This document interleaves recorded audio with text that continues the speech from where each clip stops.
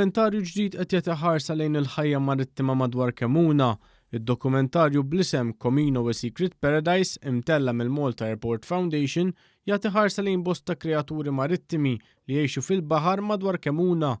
Iċ-ċermen tal-Fondazzjoni tal-Ajruport ta' Malta, Frederick Mifsud Bonnici, saħaq li parti sostanzjali tat-turisti li jżuru pajjiżna jiġu propju sabiex jagħmlu spedizzjonijiet tal-azz madwar pajjiżna.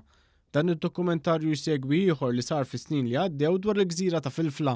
Fost daw it-turisti waħda mill-areas li aħna identifikajna huma id-diving holidays. In-numru ta' nies li jiġu għal diving holidays dejjem qed jiżdied b'ċertu ammont. Qed nistennew dis-sena li jkun hemm iktar minn 110,000. U allura għamilna parti mill-proġetti tagħna fuq taħt il-baħar. Il-produttur eżekuttiv tad-dokumentarju, il-professur Alan Dejdun, saħaq li fin-narrattiva li kiteb xtaq li l-ħajja marittima titwassal b'mod sempliċi u li jista' jinftiem minn kulħadd. Dan sabiex fil-waqt li bosta turisti jiġu f'pajjiżna biex japprezzaw iż-sbuħija ta' il baħar, din iż-sbuħija titwassal ukoll lill-Maltin.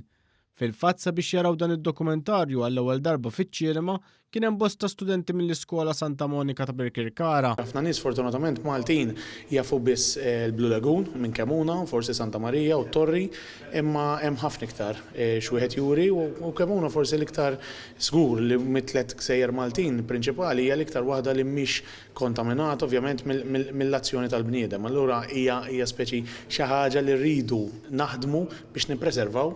Il-Ministru tal-Ambjent Jose Herrera saħaq li dan id-dokumentarju huwa mod tajjeb biex wara li dan is-sit marittimu sar protett, issa tinġabar l-informazzjoni dwaru u l-organizmi li jgħixu fih.